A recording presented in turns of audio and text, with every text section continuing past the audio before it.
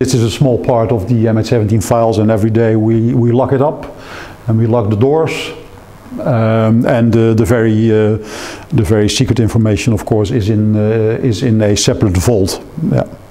First of all, what is the most impressive, that the court was able to make this fantastic summary of 64,000 pages, and that really is a big effort, and also in a very clear way, because some of the parts of the file are very complicated, but they were able to explain almost everything to the audience and the family members in a very clear way. For us, nothing new was brought, because we already knew the file. As you know, we received the file with a sort of secrecy clause. We could not hand the file over to our clients, to the family members, but we were able to speak with the family members in a general way about the file. But for us, those 3 days brought nothing new.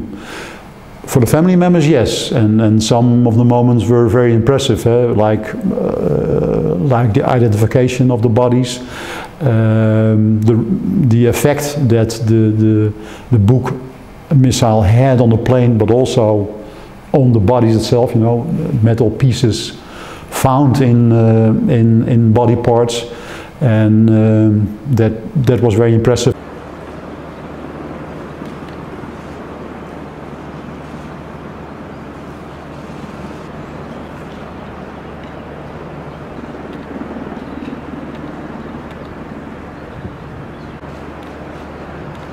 This is the biggest attack on Dutch civilians since the Second World War, and what I know is everybody, of course me too, I know somebody who knew a neighbor that, you know, so it's let's say spread out through the whole Dutch society, but not directly, no. That makes it also for me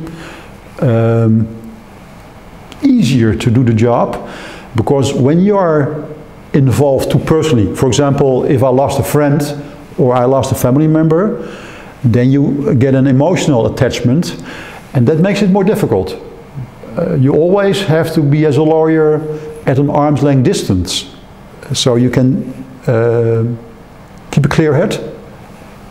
Of course, the chair I'm sitting in now, one of my clients sat there, an elderly man, who lost not only his son, but he lost the whole family of his son, including 2 teenage boys. You know? And of course, if you talk with a client like that, and with other clients, you feel a lot of emotion.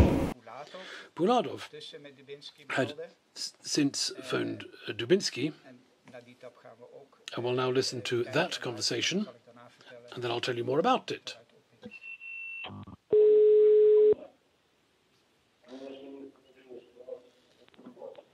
Да, мой генераль. Я слушаю. Добрый день. Да. Значит, у меня такая просьба, да. Вот, и информация. Да. С Григоровки это так. Все стадо поросят. Так. Уползло на восток. Там посмотрите, где там на восток. На востоке. А там некуда. Есть там куда.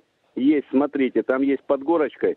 Они прям около восточного соседа присели. Так. Вся ихняя хуета сидит там. Пусть да. Восточный сосед посмотрит и въебет, потому что в Григоровке осталось только 5-6 БМП. Так, понял. Так, еще. Значит, все, смотри, дальше... слушай меня, сейчас тебе крот притянет Букем. Алло. Ага, да, понял. Надо поставить это в районе Первомайской, Букем. И придут 3 танка Востока с охраной. Алло. Да, да. Ты понял, да? Да. Вот, ну, и сам вернется то же самое. Сейчас я перезвоню тебе, сейчас. Сейчас, меня еще минуточку.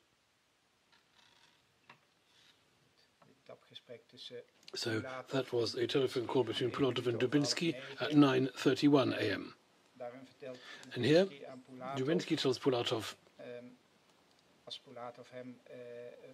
or when Pulatov asks him whether the eastern neighbors can't give the Ukrainian army hell in Hirohivka, And Dubinsky tells him that Harchenka is now bringing a bukem to Pulatov. The book is coming from Vostok, guarded by 3 tanks, and must be deposited near Pervomaiske. They get cut off, and Dubinsky calls Pulatov again. And we will now listen to that conversation. Да. Алло. Значит, смотри, передай, кто там, Кэп и так далее. Кэпы и так далее, все рядом. Я понял. Значит, к ним вышли 3 на востока. Не понял. К ним вышли 3 из востока. Алло. Да. Вот, носатых. Вот. Я понял, я только что с первым разговаривал. Я понял, теперь слушай. Ты забираешь этих самых, ждешь Леню. Леня сейчас ведет вот эту вот БМ. Ты понял, да? Да. Бук. Алло. Да, я понял. Я с деревянными разбираюсь, да. Я понял. Значит, ты, Леня и все наши находишь Первомайку, в районе Первомайского, в резерве. Ваша задача охрана вот этого бука и организация этого. Понятно, да? Да. Значит, востоковские носороги приходят там к Кэпу. Вот, пусть они там принимают решение. Носорогов я Кэпу, а те, которые прошлые, я их оставляю Тору. Да. Вот. Я так и решил, да. А сам вместе с нашими и с Лениными, так только там вышли кого-то встречать, носорогов, ты понял? Алло. Да, я сейчас я это все организую. Да, я сейчас выведу сначала своих этих плевальщиков на ихнюю позицию. Я понял. Потом наших оттягиваешь, ты понял, куда, и ваша задача резерв и охрана вот этого Б. Ты понял? Да. Плюс я тут держу коридор для того, чтобы мы могли беспрепятственно поставлять Тору и ПЭК. Да.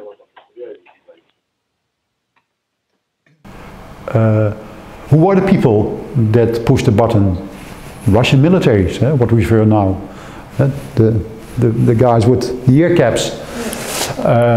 Who sent them? What was the line of command? Was it a mistake? Or was it by person? And if it was a mistake, why did they make this mistake?